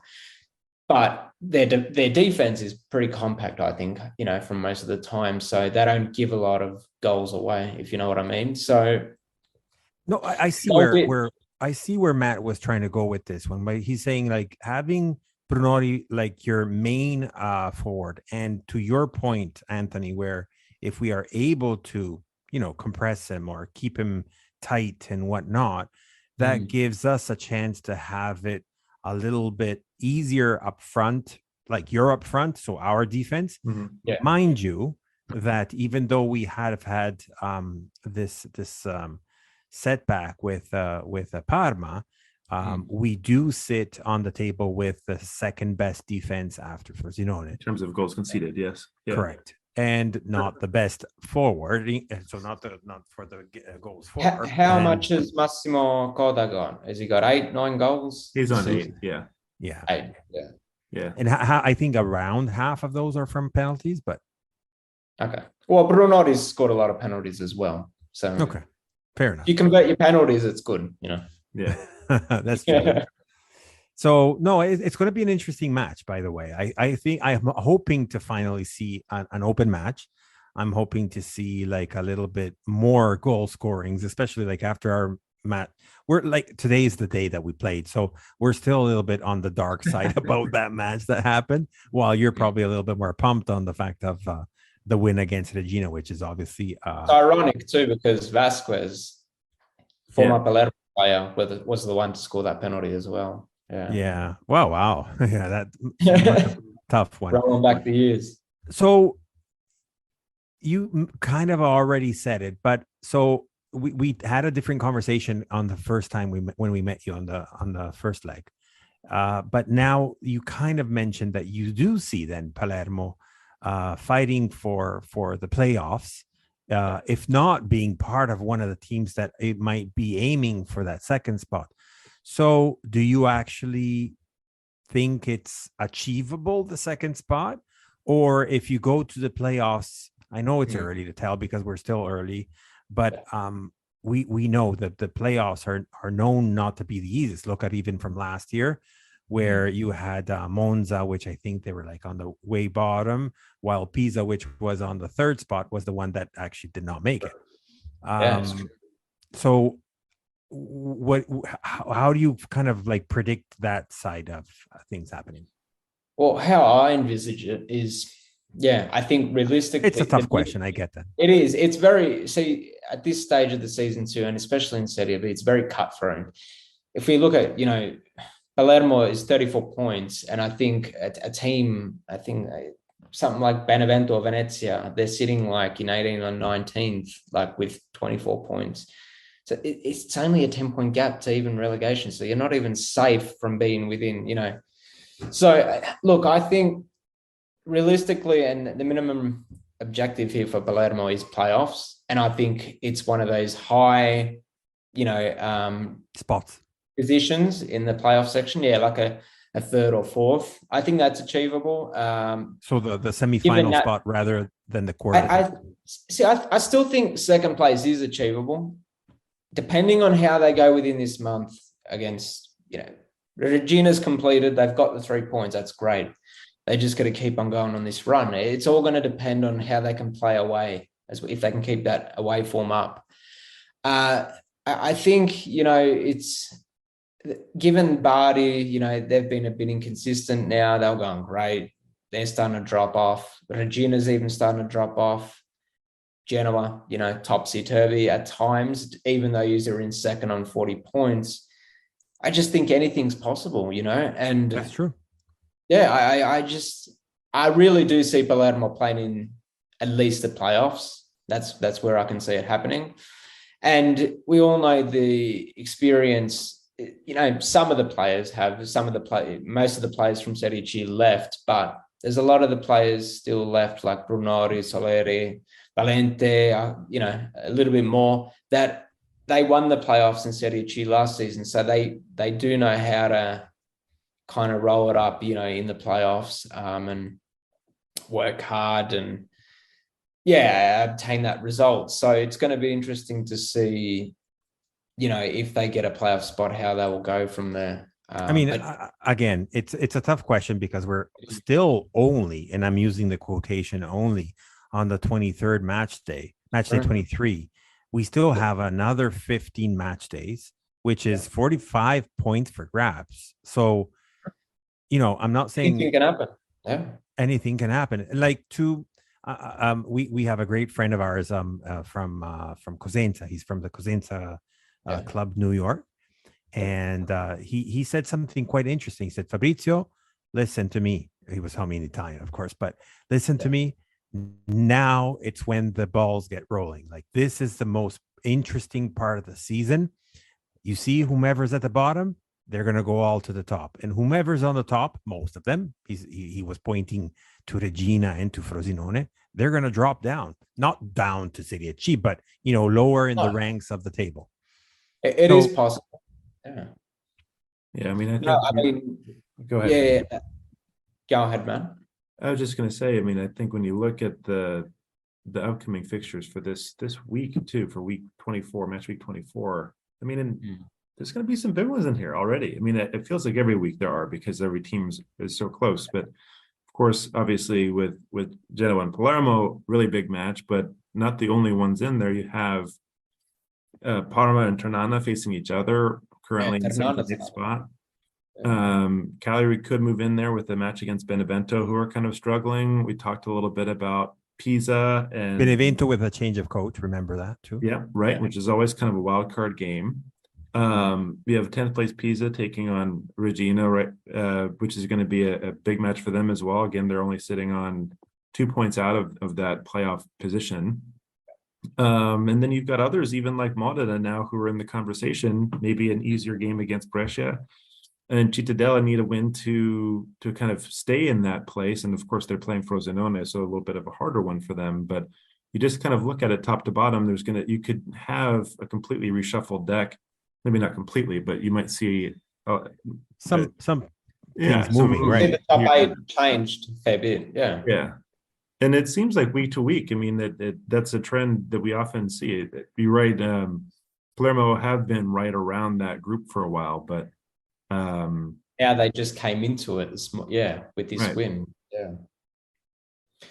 No, it's there's just multiple factors that, different scenarios that can just play out. And like Palermo, if they go on a hot and cold run, 1 week you could see them in the top 6, top 8, and 1 week you could see him in 9th or 10th. It's just, it's so cutthroat that this is where, the business end is. So, I mean, you kind of already mentioned what your predictions. We usually like to use this prediction type of approach and whatnot. So, do you want to rephrase it? You want to confirm that you're thinking that you said your specific words were, the very least I can see is a tie. So you think it's going to be a tie or actually a win for Palermo? I think if they play like they did against Regina, so play open, expansive football, I think you can. I think I can see Palermo, snatch another 2-1 win or a 1-0 win, either like that. But if I don't know, Brunori is not as, if the service doesn't get to him and if he is not as lethal that day, I still can see Palermo maybe edge out, I don't know, 1-1, 0-0 draw. I think, Palermo, just the way they are at the moment, I really do see them do good things here. Okay. And as you said, if they do get the 1-1, it would be by Brunori, I guess, right? Yeah, Unless he's suffocated too much. yeah, that's true. That's true. I think Massimo Coda, I think he'll play a part. I think it just depends on how he. I think Palermo, they have this Romanian defender now, a centre back, and he's just been going really good right now, and it's been tough for How many many strikers. Romanians? We got 3 now. And now the Romanian national team is, they're looking bright for the Euros. Yeah, yeah, that's true. That's true. So yeah, no, I think, yeah, I think Palermo can handle Coda. I think he's not like Brunori. He's a little bit different. Brunori, I find him a little bit more technical as well off the ball. He's got that, I think, a little bit more vision to just even to win a penalty as well. Just he's got that in his arsenal. That's that smartness about that wisdom that you get once you get a little bit, expert. So I was thinking, I think I read that Bruno is like around 28, 29, I think. So he's a bit of a late bloomer. But I think Luca Coda, right? So he won Serie Yeah. B last year and 2 years before. He's 34 now, so he won at 33 and 32. See, Coda, he's been in situations before where a team like, I think he was in that. Was he in that Benevento team when they got promoted, or did he just join when they went in Serie A? I can't remember. That's a good question. Because he is a player that's played in Serie A and he's played a part for many teams in promotion scenarios. How did you say he was in his 34? Did you say? Now he's 34. When 34 he played now. in Serie A, he did not do well. Yeah. See, I think many question Brunori how he would go in Serie B this season if he was able to replicate the form that he had in the third division. And he's shown that. I think he's shown that. I think he's a little bit ahead of most of the players in Serie B. So I think, he's ready for that jump, I think. And I think, if he does it with Palermo, great, Absolutely. But if Palermo are not able to get promoted, then who knows what happens to him. So I'm sure some Serie A club will snap him up. But then again, I think, it'll be important if Palermo gets promoted, he sticks with them. But it's a fascinating battle, this one. So Matt, what about you? What's your take on the predictions? Well, I think it's definitely going to be a really interesting match. I feel like we'll get, obviously, with the Friday fixture, we'll have some extra eyes on it than maybe usual. But I think that we may end up 1 goal to the good in this one. I think it might be 1-0. I think it's going to be definitely a tight match throughout. I'm kind of curious to see if we do have Mattia Bani back. I don't know why. I kind of feel like if we have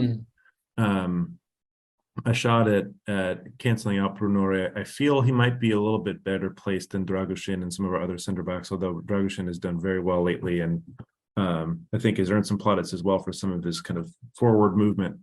But I think that Genoa has the capability. We have generally been better defensively. We had a pretty bad lapse for the first goal today, and the second one, again, we talked about earlier in the podcast. I mean, those VAR reviews are always hard. It probably was a pen at the end, but I don't know. Not something I look at as necessarily like a defensive conceded goal. It's more like about 1-0, exactly. Yeah. So I think we have the potential to keep it a tight scoring game. I think we might see somewhat similar to what we saw in Benevento, where we're looking at a draw towards most of the match, and maybe we see Puskás come on and nick a goal to give us the 3 points. So I think Puskás might be the goal scorer for us in this one. Another road game. Interesting. But we'll see. I think it's going to be a difficult one. You also have players like I'm just looking at your lineup here. You've got you've got the experience of Criscito in there. Strootman. Absolutely.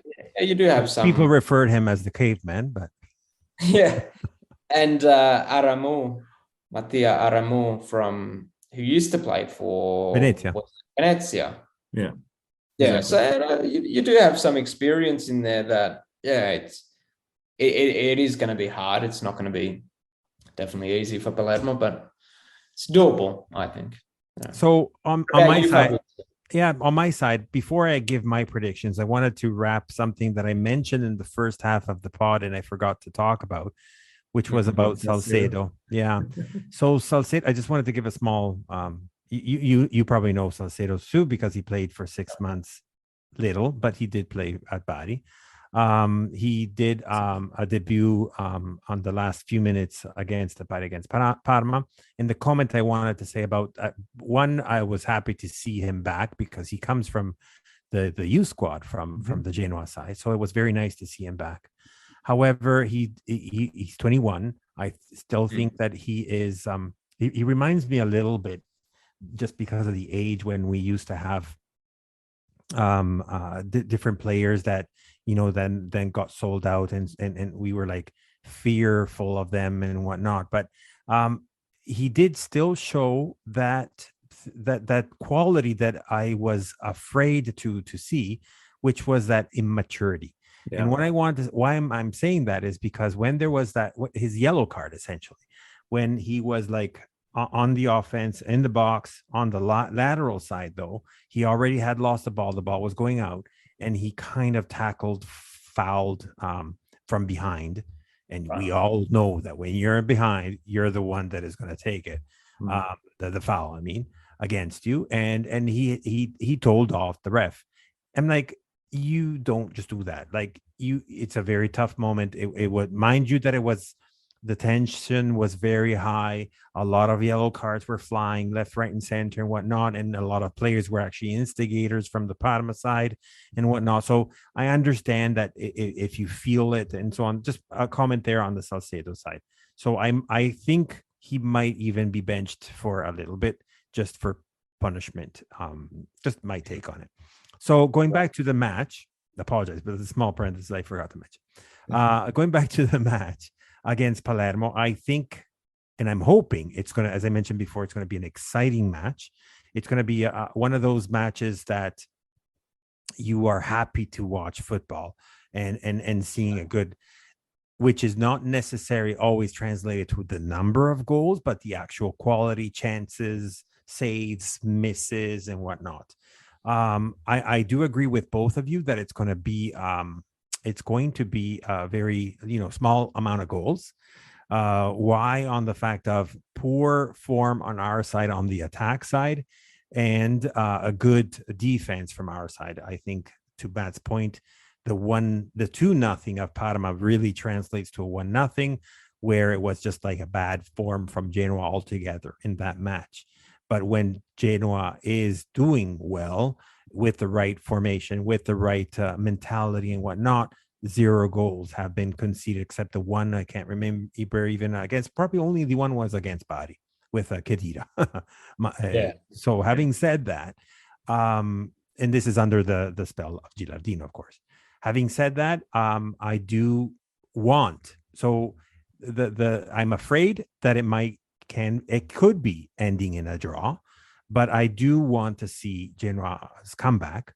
I do want to see the 1-0, because I do think that it's the only acceptable result based on the fact of not only, because I'm looking also at the points that we have gained up until now in the first leg versus the second. Now we're playing behind. So this is the chance for us to catch up a little bit based on the fact that we have lost at at Palermo. And it'll be a 1-0, in my opinion, for Genoa. It'll be either one or two ways, like either similar to what Matt said, like it'll be very well fought in like a last screamer, like in the last few minutes or whatever that might be, just because of tiredness and whatnot, or one of those wake up calls that just happened right at the beginning, took everybody, that we're not prepared about it and whatnot, and then continue with a beautiful match, well fought on both sides up until the end. Independently, actually, it would make a difference if it's in the first few minutes versus the last few minutes, because the players usually do change. If it's at the beginning, it'll definitely be Coda, no question about that. Yeah. While if it's going to be in the end, quote unquote, again, end of the second half, it's going to be a tough one. And I do think I should want to see an Aramu, which is he's known to be like this yo-yo, like very bad performances, and then these majestic type of. Yeah, I know we've been short on the latter part of that deal. I feel like. Yeah, and maybe this is the match that for his his saying, okay, now you can I can be forgiven because I have shown you what I'm all about. Fingers crossed. I would love to see some Aramo action. Anthony's kind of call it earlier is kind of interesting too. There's I'll throw it under the table if it's not one of those type of situations. Maybe we see a memo penalty that ends up being what goes through. It'd be kind of interesting if he resumed those rights. I'm not sure where he is actually on the penalty taking order since coming back into the squad, but Mimmo? Yeah. Well, first of all, so Criscito, first of all, I highly doubt he will be part of the match, unfortunately, because because of the injury. Sorry, yeah, of course. It's nothing official yet because we That's only true. saw that he not touched released it. his He picked up hamstrings. something, did he? Yeah, he touched his hamstring, like the back of his leg, and we're thinking. He was subbed off later on, was he? No, he couldn't because it was at the end of the match and the subs were all done. So they moved him from the lateral to the central to be a little bit more like, less important as a role and whatnot. Less running involved. Yeah. Yeah. And so I don't know. I think that if it's nothing great, he'll be in. If something happens, hopefully, if it is, hopefully only for a week or two off, which is a big issue for us because we got this new left back, which could be his replacement, but he's not available for another few days because he got this direct red card when he's another one from Venezia, and his name is Haps. I don't know if you ever noticed or know about him and whatnot, but what was his name? Haps. Haps. Oh, Haps. Okay. Yeah. His name like Rodrigo or something, but he goes by Haps. I don't know. Can't remember. Yeah. Anyways, so I forgot about that. There's nothing official that's been released. It was like a really weird. I mean, anybody that saw the match today, it was just like it was kind of an embarrassing thing where Strootman was lining up to shoot from outside the box. I don't know if Mimo thought he was going to let it off, but something happened. They both kind of went for the ball at the same time, even though one player was behind the other player, and it looked like he hurt himself. I don't know if it's in Strootman's windup that he caught him, or if he actually just like misplaced his foot or something. It was kind of hard to tell from the replays. Yeah. But you almost hope in a way that it was Strootman, because if it wasn't Strootman, then it was one of those kind of like non-contact injuries, which usually ends up being like a leg pop or something. Right. But obviously he played the rest of the match to Fabry's point. So I think that's the good news. But more than likely there's going to be some precaution with him. So you're right, he probably will not be featuring in this match. But going back to your question, even if there had to be a penalty, besides the fact that I would not want to see this match ending by one of the two winning the match because of a penalty, it would not be nice. It's just not nice, period. But anyways, if there was a hierarchy, it would not be Criscito first. Criscito's arrival is only like a favor that he's like your bandit one. Yeah, I mean it is because he says Genoa calls, I'll always come no matter what. Yes. But he can't for ranks. He's not captain and he's not the first shooter. But yes, exactly. That's what I mean. So I want to ask you something. Like, given Genoa, obviously the biggest team in Liguria. Thank you. At the moment, how things have just panned out over the last couple of years and the last couple of seasons. You're now out of Serie A. He's looking to come back, but Sampdoria is on the way out by the looks of it, right? Back to Serie B. Spezia just hanging in there by like several points. Whoever would have thought, if Spezia survives, whoever would have thought that Spezia, I think this is their third season only in Serie A, would be the ones to carry the torch for you, right? Well, have you ever would have thought that Monza would be in Serie A? No, right? True, right.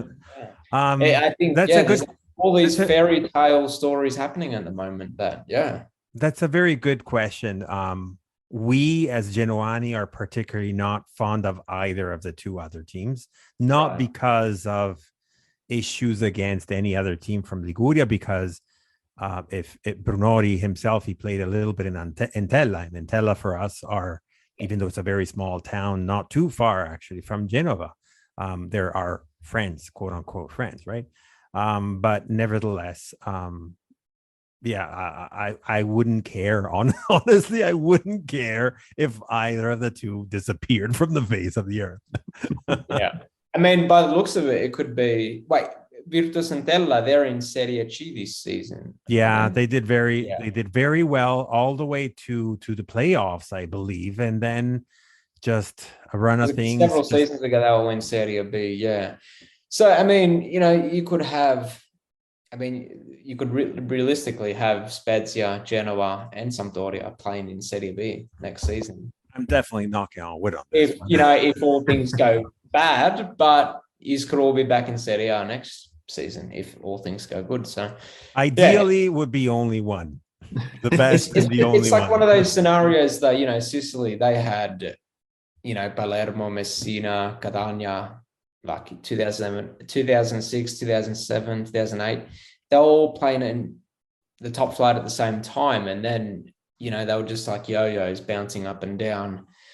And then it wasn't until 2017 where everything stopped and there was no more Palermos or Catanias or Messinas coming back. So Soccer yeah, has definitely changed since then. the A lot landscape of definitely, especially in Italy. And I think after, during COVID and I think the after effects now too, it's oh, for sure, and I still think really shining a light on, some of the issues that, there's still an evolution happening. One of the reasons, I guess, also to your point of the rationale of who would have ever thought Spezia there is also different type of ownership. They're Americans too, so it's a different type of approach. I think that's why I think the evolution happening is also around the ownerships. You don't who have currently owns Genoa at the moment. Genoa. It's similar to you guys. It's a sort of brand new group that has been created. It's called the 777 Partners, triple seven partners, and they have created the 77 Sports Group or whatever. I can't remember now what it's called. Oh yeah, yeah. And they have teams under their belt of the likes of Seville, Red Star in Paris, Hertha Berlin. Help me out here, Matt. Pretty big. Vasco in Brazil. Actually, Vas- Melbourne Victory. Melbourne Victory, yeah. Oh really? Okay. Yeah. Are in that group, and so they're kind of it's sort of and Standard Liège yes from Belgium. Yeah, exactly. Okay. Kind of like an RB sort of city group, esque in a way. And actually, Dragus, one of our winter transfers this year, was from Standard Liège, so part of the 777 family, with him moving over. And some of those groups, I think there's some where we're minority owners, or some where there's conversations of the team still fully being owned and bought or whatever. But I mean, it is an interesting point that Fabry's making, because like you see more and more, it's not as much about the historical success of a club as much. I mean, of course, that still matters, because that matters to what the club has today and what the club looks like value-wise now. But you can conceivably see a side like Spezia stay up for a while, because they have the right sort of support around it, when 3 or 4 seasons ago that would have sounded absolutely bonkers. So we'll see. Yeah, we were all certain that they would go. They were almost certain that they would go down after that FIFA ban, where they were not even allowed to buy or sell anyone for 2 years, I think that was. And that was quite surprised where they were able actually to sustain that and stay afloat. Vincenzo Italiano did a fantastic job with Spezia. And I mean, I think it was the season before he got them promoted to Serie A. He did so well with Trapani back in Serie C, and he took them to Serie B. But yeah, then again, like Genoa, a historical club, you're only one Scudetto away from, your first start, right? That's right. The fourth most Scudetti in Italy, and Mm. one to the star. Absolutely. As the both Milanese have one to the 2 stars, we have one to the 1. Yeah, yeah. No, All it's 3 of us are hungry for stars. yeah. No, like the ownership's like, yeah, it has changed, and I mean the new Catania now, it's just going really great with Yeah, also American, right? I'm making that up. no, Australian. So Oh, it's the Pelligra group, Sicilians. They're a massive developers in Australia, and That's cool. they have, their family come from Catania as well. So yeah, there's really that great connection with the Italian Australian community. And yeah, everything that just seems organized in there now with this new club. They've pretty much night and from day compared to before, right? Night and day. yeah, like if you just compare their marketing from that point of view, the merchandising. So they've launched a new website. They're about to launch an online store for worldwide. IDEA, the kit manufacturer. Yes, Matt and I talk a lot about that, even with Eddie, one of our previous guests, and about the technical sponsor. And right now we are under Castor, which is a British kind of sort of new to the realm of kits and whatnot. And we're definitely unhappy with how they have been working on the marketing.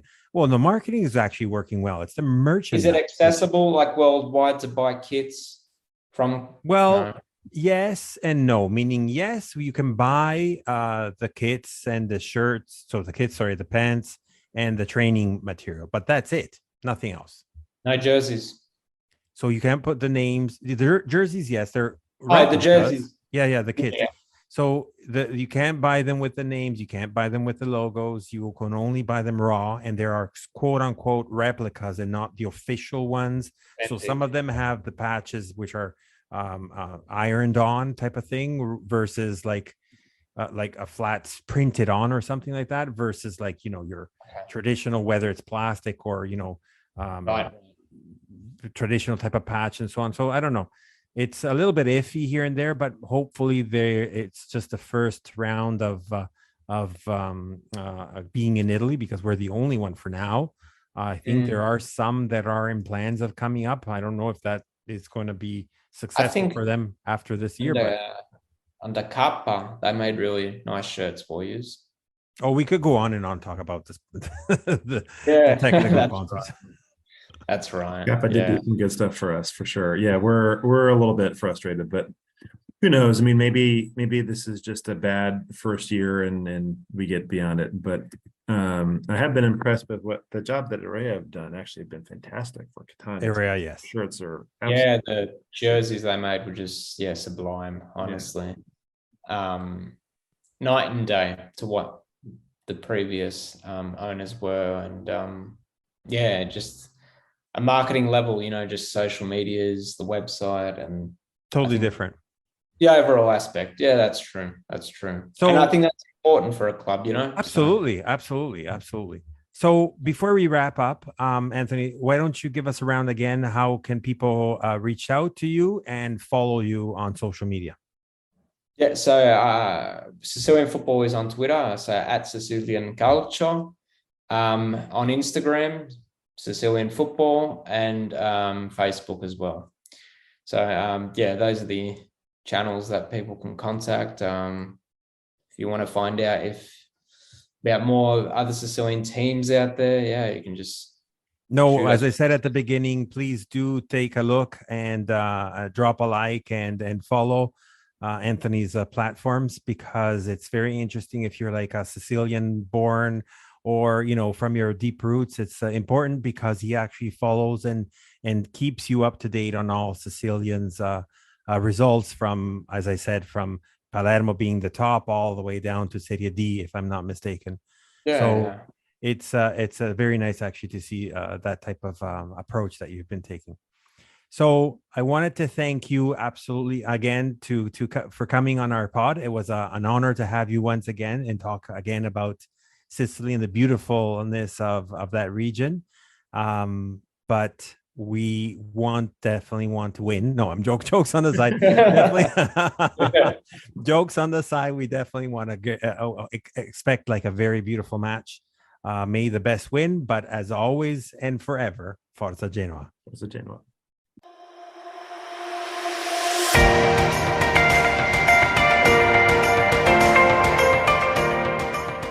You've listened to La Lanterna, a spotlight on Italian football, a podcast powered by Genoani Si Resta. Thank you for listening and see you next week.